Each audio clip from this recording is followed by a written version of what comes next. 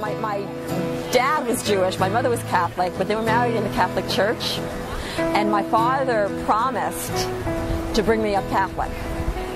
And so when I was ready for school, they entered me in St. Kevin's Catholic School in Queens, New York, which is not a good thing.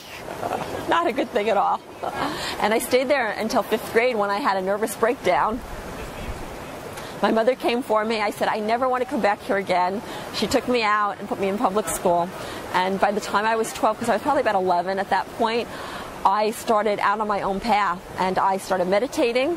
And I started doing yoga, and I stopped eating meat, and I started reading every book that I could get my hands on that had to do with metaphysics and spirituality and reincarnation and astral projection, and the path began, like the tangible path began.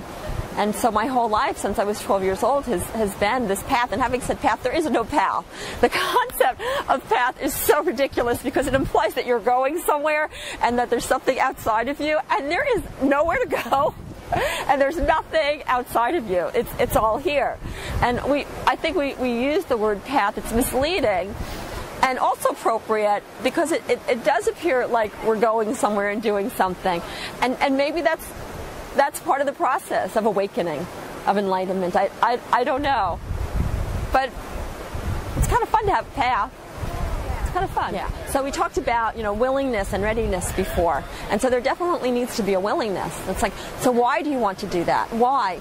And the why can be very, very elusive. And it's not easy. It's not an easy path because that means that we can approach God and spirituality in many ways. Most religions approach them from like right and wrong. That this is what you do, this is what you don't do. Well, there's a problem right there. Because as soon as you create right and wrong, you're creating judgment. And as soon as you create judgment, and any kind of judgment, you're moving further away from God. When spirituality, and even what religion is intended for, it's to move you to God. So let's take the judgment away, and let's take the right and wrong away, and let's just start letting people be who they really are and figuring that out.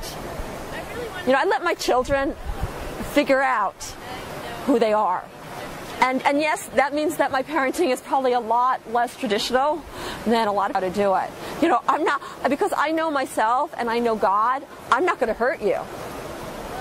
And you're not going to hurt me. I'm going to look out for you and you're going to look out for me. And this is really the awakening of the new world.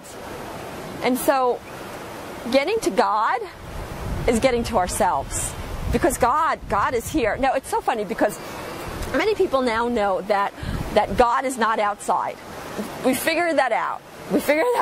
Well, hopefully we figured that out, that God's not out here. And God is inside. So the next question should be, and I never hear anybody ask this question, well then how do I get in? Because we have been spending our lives trying to get out. Right? So how do we get in? Well, the answer is easy. We're already equipped. And we get inside and get to God through our emotions. That our emotions are the river that brings us in.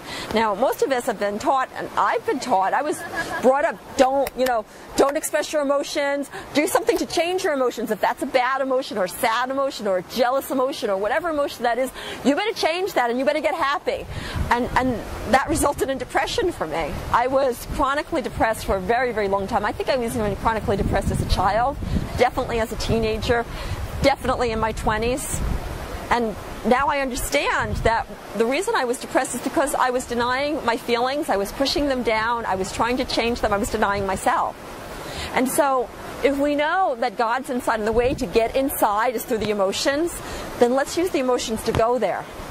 So instead of avoiding the emotions, let's use the emotions. And so how do we use the emotions? Well, we feel the emotions. And that's the point. That's the point. Feel the emotions. Let them bring you inside. Let them take you the journey.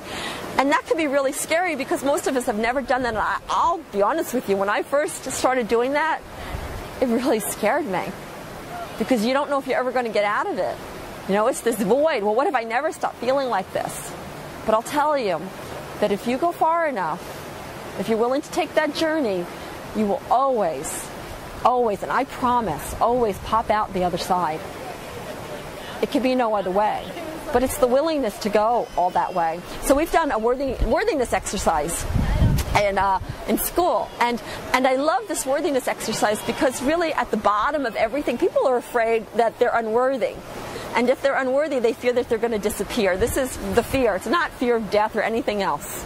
It's fear of discovering that they're unworthy, and if they're unworthy, then they'll disappear. And so when we have these fears, we do everything we can to avoid them. And that means avoiding emotions. That means avoiding like me feeling like I'm not good enough. But when we allow ourselves just to drop into that, the fear that I'm not good enough, the fear that I really am unworthy, and just go on that journey, if we go all the way and we drop completely into unworthiness and stop trying to prove that we're worthy, what we are guaranteed to discover is that we are intrinsically and unconditionally worthy. And we always have been, and there's nothing to do. That no matter what we do, we are still unconditionally, intrinsically, eternally worthy. Starlight, baby of mine, open your mind, open your eyes. It's time to recognize that a second-hand God is just mirrors and lies. You cried out in the night, fears and tears and endless frights. I'll hold your hand if you set you free. It's not hard when you believe.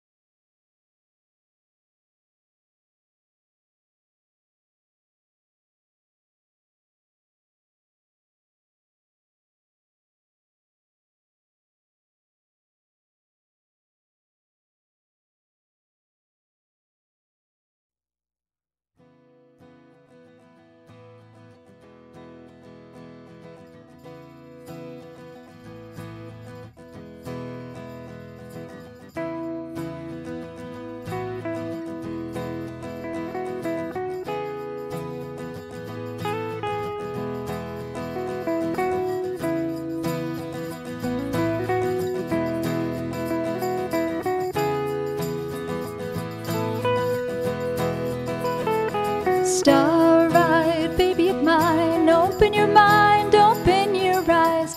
It's time to recognize that a second-hand God is just mirrors and lies. You cried out in the night, fears and tears and endless frights. I'll hold your hand if you set you free. It's not hard when you